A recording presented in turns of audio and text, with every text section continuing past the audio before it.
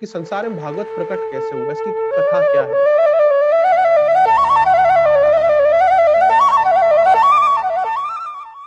उस कथा का वर्णन करते हैं। उस कथा का वर्णन करते हुए कहते हैं कि व्यासदेव जी ने सारा वैदिक लिटरेचर लिखा। पहले श्रुति लिखा, फिर स्मृति लिखा, फिर इतिहास की भी रचना की। इतिहास की रचना करने के बाद फिर वेदांत सूत्र की रचना की। ये सारा कुछ लिखने के बाद व्यासदेव जी को फिर भी सेटिस्फेक्शन नहीं हुआ। जब सेटिस्फेक्शन नहीं हुआ तो विचार करने लगे कि आखिर मेरी इस असंतुष्टि का कारण क्या है। मैंने तो सारा वैदिक लिटरेचर लिख दिया।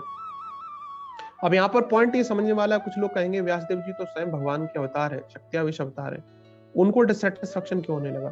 तो बिल्कुल सही बात है, भगवान के जो इनकारनेशन होते हैं उनको कभी संतुष्टि नहीं होती, ये सच है। लेकिन क्योंकि भगवान भागवत चाहते हैं संसार के अंदर प्रकट हो, भागवत की महिमा का बखान करना चाहते हैं, इसीलिए भगवान जो है इस तरीके की लीला रचते हैं कि उनके जो स्टार हैं, उनके अवतार जो है, उनको भी डिससेटिस्फेक्शन हो रहा है। तो जब डिससेटिस्फेक्शन होता है तो सरस्वती नदी के किनारे बैठे हुए बद्रीनाथ धाम में विचार कर रहे होते हैं मुझे डिससेटिस्फेक्शन क्यों है। और उसी समय नारद जी आते हैं देवलोक से।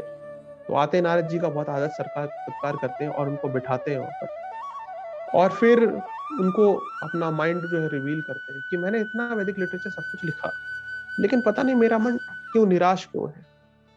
तो उनको बोलते हैं नारद जी, कहते हैं कि आपने तो सारा वैदिक लिटरेचर लिखा, तो आपको तो असंतुष्टि नहीं होनी चाहिए। तो कहते हैं हाँ वही तो बात है कि मन तो संतुष्ट नहीं होना चाहिए, लेकिन फिर भी मेरा मन असंतुष्ट क्यों है। तो फिर नारद जी उत्तर देते हैं कि आपने जो लोगों की प्रवृत्तियां हैं, यानी कि धर्म अर्थ काम मोक्ष में पूरा संसार लगा हुआ है। लोगों को पैसा चाहिए, लोगों को एंजॉय करने के लिए चीजें चाहिए संसार में।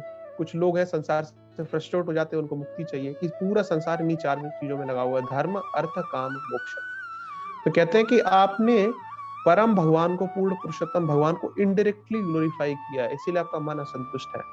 आपने परम भगवान को डायरेक्टली ग्लोरीफाई नहीं किया है, इसीलिए आपका मन संतुष्ट नहीं है। तो अब जो है आप भगवान को डायरेक्टली ग्लोरीफाई करो, तब आपका मन पूरे तरीके से संतुष्ट हो जाएगा। फिर नारद जी के आदेश से व्यासदेव जी ने फिर भगवान को डायरेक्टली ग्लोरीफाई करना शुरू किया।